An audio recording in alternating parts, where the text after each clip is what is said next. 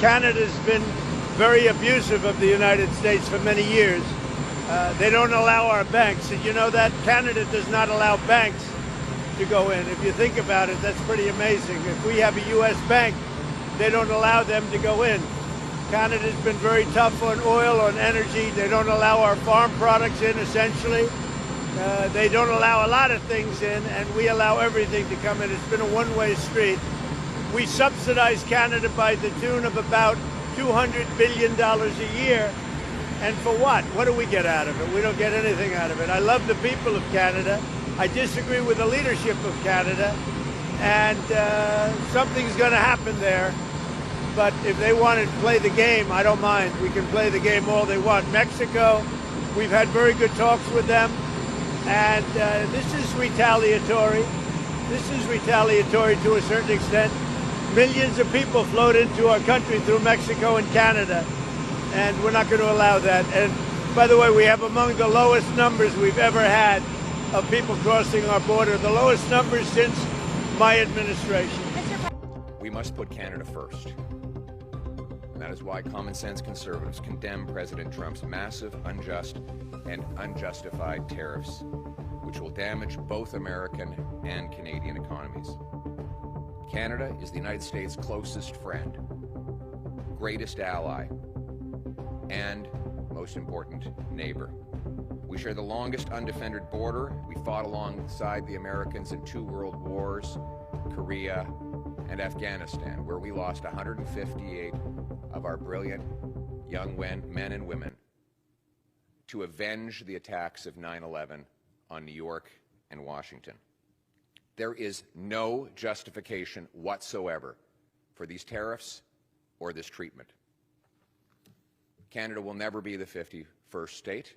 We are an independent, proud, and strong nation. I'd like to speak first to our American friends. You are our friends. You are our neighbors. We share the longest undefended border in the history of the world. You buy our products, and we buy yours.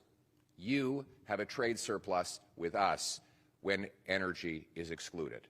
And when it is included, the deal is even better for you because you buy our oil and our gas at massive price discounts. Not because we're nice Canadians, but because here at home we've made really dumb decisions to prevent us from exporting our energy to any other countries. But either way, Americans are better off with this friendship. We share a continent. We share the same risks and the same potential enemies from around the world. Those kinds of enemies can metastasize into real dangers and actual attacks, as you saw suddenly and unexpectedly on 9/11. It's good to have friends when those sorts of things happen. And let me ask my American friends this question. Even if you believe in tariffs, how is it possible to put a 25% tariff on Canada and only a 10% tariff on China? In what strategic mindset does that make sense? If it's to do with fentanyl, the fentanyl's coming from China. It's killing our people too. We both have to do more to stop it, but we can do more when we do it together. Now, here at home, my message to the Liberal government: put aside partisan interests and recall Parliament. It is insane that in this great crisis, Parliament is shut down to deal with a crisis and a power struggle within the Liberal Party. Let's put aside partisan, political interests and recall Parliament to pass into place a common-sense Canada First plan. And here's that plan. 1, we must retaliate dollar for dollar, carefully aiming those tariffs at maximizing the impact on American companies while minimizing the impact on Canadian. We must maximize the impact on American companies while minimizing the impact on Canadian consumers and businesses. That means targeting U.S. products that A, we can do without, B, we can buy elsewhere, or C, best of all, that we can make here at home. A best example of that would be steel and aluminum. We make the best and cleanest steel and aluminum here. but we've lost a lot of jobs to China and the United States. We should put tariffs on American steel and aluminum so that we can bring home that production to this country. 2, the tariffs must not be a tax grab. None of the money from the tariffs should stay in government coffers or be spent on unrelated government priorities. All of it should go back to the workers and businesses that are affected, and most of it should go back in the form of a massive tax cut. And that is why I'm calling for the passage of an immediate emergency bring it home tax cut. The tax cut would be designed to save jobs, create jobs, crush inflation, and boost our economy. We need to cut taxes on work, investment, energy, home building, and making stuff at home. Let's start by axing the liberal carbon tax and the liberal capital gains tax hike. They should be the first on the chopping block. 4, we must immediately scrap the liberal anti-energy law C-69 and greenlight job-creating projects now. That includes LNG plants, pipelines, mines, factories, port expansions, so that we can get our products to overseas markets without going through and profiting the United States. It was insane for us to block our industries before this crisis. It is a fatal mistake now. No longer can we tolerate special interests, politicians, and worst of all, corporate lobbyists who profit by shutting down industries, blocking resources in Canada while profiting off them in Brazil, the Middle East, China, and elsewhere. We must bring home production and self-reliance to our country. Which brings me to 5. We need to knock down interprovincial trade barriers to have truly free trade across our country. We are in this state because we sell twice as much to the Americans as we sell to ourselves. These interprovincial barriers are destructive, they kill jobs, they drive up consumer prices, and they cost the average family $6,000 a year. Let's knock them down, and let's be a truly free trading economy ourselves. 6, we must rebuild our military and take back control of our borders to regain the confidence of our partners, assert our sovereignty, protect our people, and put Canada first. Let us be clear. Our border needs to be taken back into our control, not to please the President, but to protect our own people.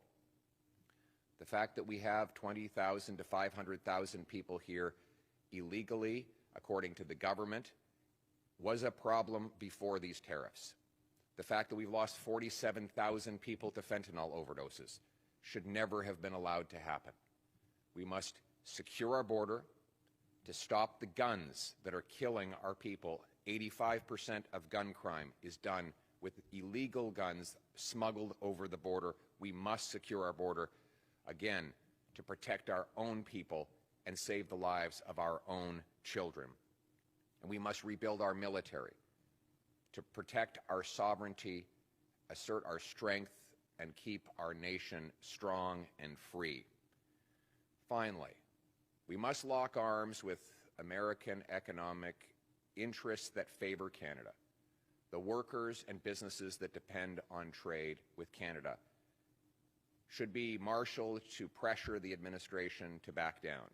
We must go to key states that will be up for grabs in the congressional elections 2 years from now and let their congressmen and senators know that they will be running on a bad economic record if refinery workers have lost jobs because Canadian oil can no longer make it to them, or if young families can't buy homes because lumber is even more expensive for home builders, or families that are already suffering from inflation are paying more for gas because our energy has become more expensive due to American tariffs. We must lock arms with all of those economic interests in the states to build an American coalition against the tariffs and in favor of free trade between our two great countries. As always, we will stand strong with growing confidence. We are the second biggest landmass in the world, 41 million brilliant people, the third biggest supply of oil, fifth biggest supply of natural gas, biggest supply of uranium and potash. We have not 1, 2, or 3 coasts. We have, if you include the Great Lakes, we actually have 4 coasts that can take us to tide water. We have the biggest supply of fresh water anywhere on Earth, the fifth biggest supply of farmland. We should be the richest nation on Earth. These tariffs are a wake-up call that it is time for us to meet our potential. It is time for us to be a country that can trade with itself, a country that builds homes quickly for its youth, a country that allows entrepreneurs to succeed quickly and profitably so that success is once again rewarded, a country that allows hard work to pay off, a country that harvests its own resources, that secures its borders to protect its people, that builds its military to protect its sovereignty, unites its people to protect our common history and common future. We will always put Canada first, today, tomorrow, and forever. Let's bring it home.